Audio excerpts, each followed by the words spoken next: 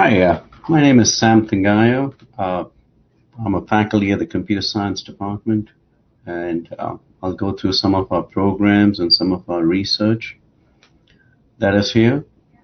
So I think you should be able to see the slides.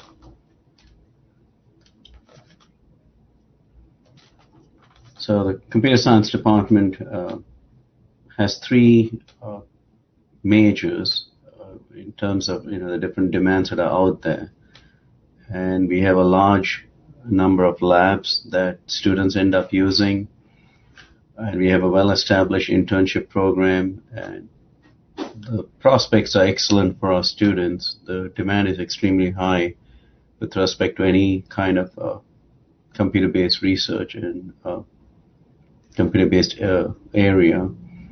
And we also do a lot of research with our students to ensure that if they would like to go to graduate school, then they will be able to do that.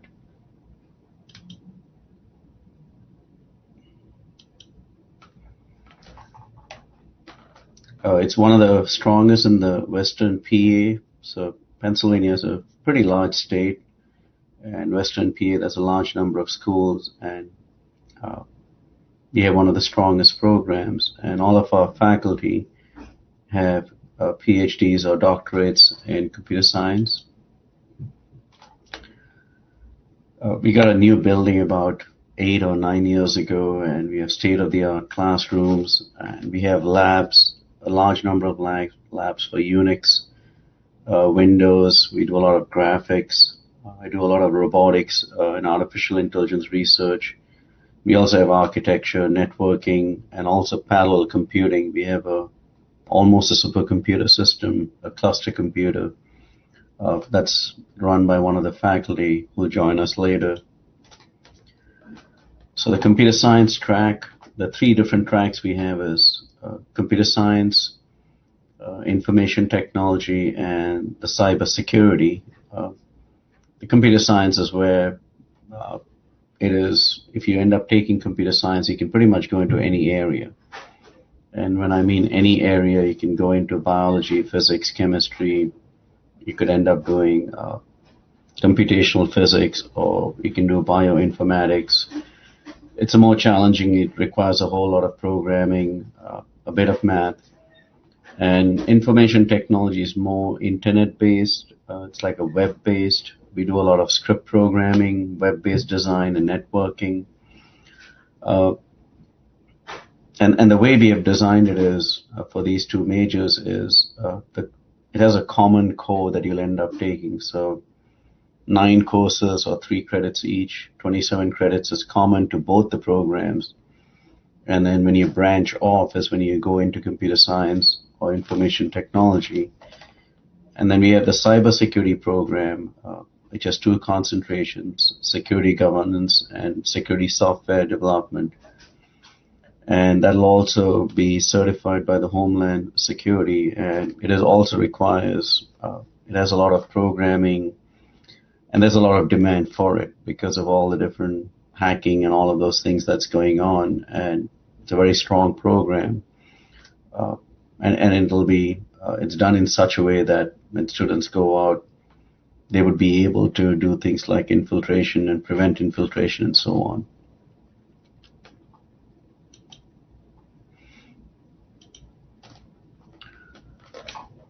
So as I mentioned, whenever you come in, you don't have to immediately declare what your major is going to be. There's a common core, and then what the common core allows you to do is be able to switch between majors. So initially for the first year or year and a half, you end up taking the same courses for both the programs, and if you'd like to switch to a different program, you don't get into a penalty. It's not like you have to start all over again and you lose time. And it was designed intentionally because to ensure that students get a good choice and figure out exactly what is it that they want to do before they go into a major. And information technology, as I mentioned, it's more web development, internet networking, and it basically develops in all aspects of World Wide Web, artistic, technical, and managerial. You end up taking some art courses too, which is critical if you're designing web pages. And both Unix and Windows platforms are emphasized for both of the programs. Computer science, you learn a lot about algorithms. It's absolutely critical, the programming and problem solving part. There's a little bit of hardware, not too much. And there's theory, operating systems, software engineering, and then some of the other things that we have added is machine learning, artificial intelligence, data mining, big data, for which there's a big demand now. And the focus is on mobile computing, graphics, data mining, AI, robotics, and machine learning. So you end up concentrating on one of those or more of those areas depending on what do you like to do with computer science.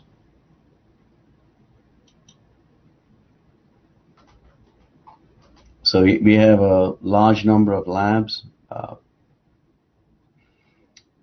and we have research labs. We have an architecture lab. We have computer clusters, Unix lab, an artificial intelligence and robotics lab. And then besides that, the university is well supported in terms of technology. So there's a large number of labs even outside of it. And we also have a Citrix network software available across campus if you need to download software. And this is just some examples of, we do work with Raspberry Pis. I do a lot of work with humanoid robots and building robots. And visualization and graphics is a very big part of it. And then also the mobile computing. In order to do that, you have to understand all concepts associated with computer science.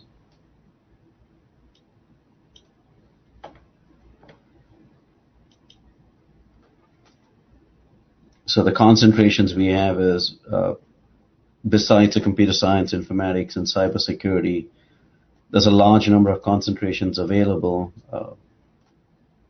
with other STEM-based type of programs. So you have the bioinformatics, computer science with biology, and then you have computational chemistry with the chemistry department, biophysics and with physics department, and also there's a bioinformatics, mathematics type of an option. The more interdisciplinary that you do, the better off you are, especially in the current job market. So cybersecurity, it's a first undergraduate cybersecurity degree program specializing in secure software development and security governance offered by the state system. So we're in the state of Pennsylvania. There's 14 different universities, and they go from west, east, north, south, and out of all the 14, we are the first to offer this. It's multidisciplinary. It's foster collaboration among other programs in the state system, and prepare students to sit for many security certification exams. So one of the things you can do the degree, but it really helps to have the certifications. And is basically based on the national NSA, National Security Agency, and the Department of Defense, DoD, Center for Excellence guidelines. So you're basically taking what they would require in terms of, and they know more about it, in terms of what is required, and then we have built the program around that. And as I mentioned, it basically has two concentrations: secure software development and governance. So if you take the whole state, there's only 226 CAE/CD institutions in 45 states, with only 5 with focus in area of security. So it's a very unique program that we have been able to develop. It's a curriculum designed to attract traditional students, transfer, veterans, associate's degree, graduates, and anybody who wishes to enhance their abilities. Competing majors, forensic practitioners, veterans, and retiring government employees may also seek this degree as a second career. It is also 120 credits with 60 credits in the major. And it focuses on high-end technical, secure software and data coding aspects in cybersecurity. So it gets to the low level of how do you prevent it, and how do you have to learn about it to prevent it, or even learn about how to do it. And focus on information security strategies, applicable laws and regulations in cybersecurity. So there's the other part of you need to know about the security governance too, and we teach that part of it too. And concentrations based on the three foundational knowledge units, KUs, the technical core knowledge unit, a core set of standards is laid out throughout the National Security Agency and the Department of Homeland Security. So it is well designed in terms of what is required. And majority of the students graduating out of this would be able to find employment either in industry or government with respect to security. And it has advanced computing. Like I mentioned, we have a supercomputing cluster, can do about 9.8 trillion floating point teraflops computations. Data-wise, it has about 2.25 terabytes, which is a lot, and 30 terabytes of storage space, not counting your backups. And this is where you can end up doing things like, the big data and running some major calculations that would be required.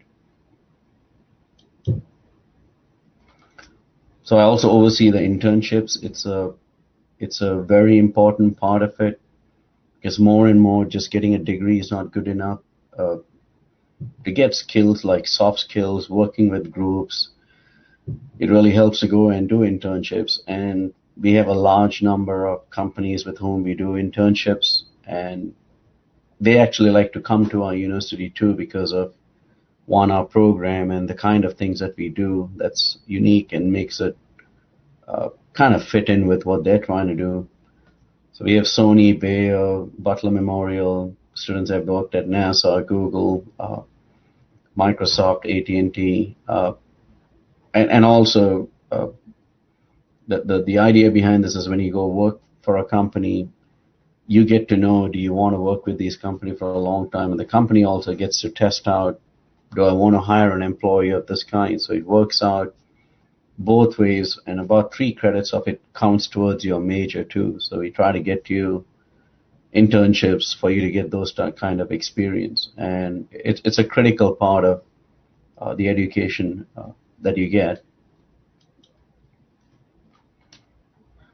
The starting salaries are pretty high for computer science graduates. With respect to computer science and IT and things like those, they're starting anywhere around $50,000 and above per year.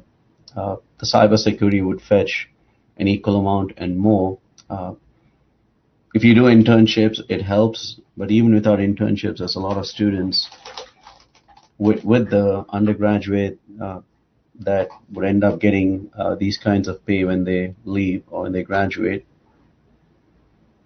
And there's one of the things about computer science is students getting a degree in computer science do not necessarily end up working in computer science.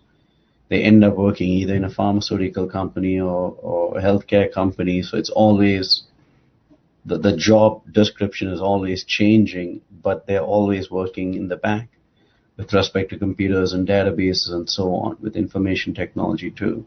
So these are a large number of, a few of the things, I guess you could say, that students would fit into depending on the degree you get.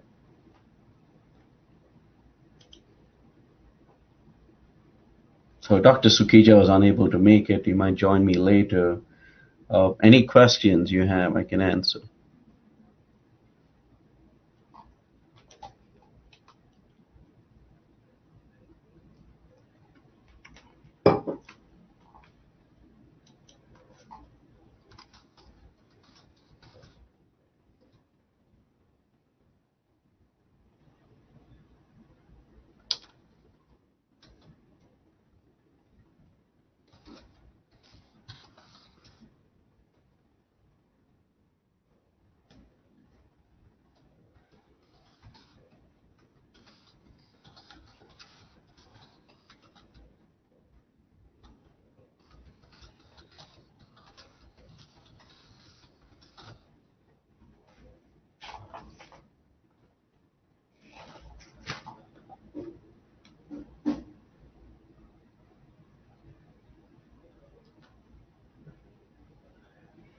Yeah, I'm just waiting to see if there's any questions and you can join.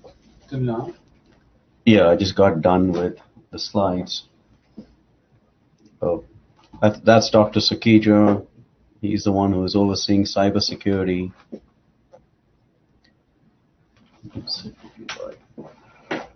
She said there'll be, everybody asks questions, they'll come up here and then.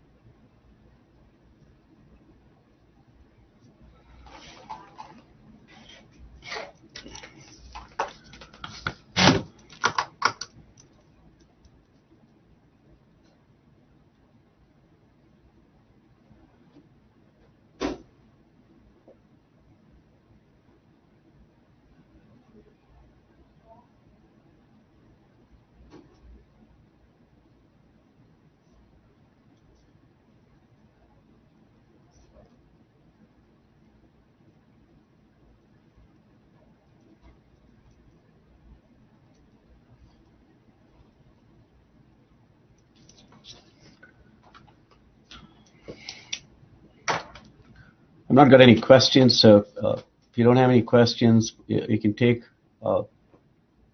either my email address or Dr. Sakija's email address, and by all means, send us an email, and we'll be glad to help you with any questions or any information about the program.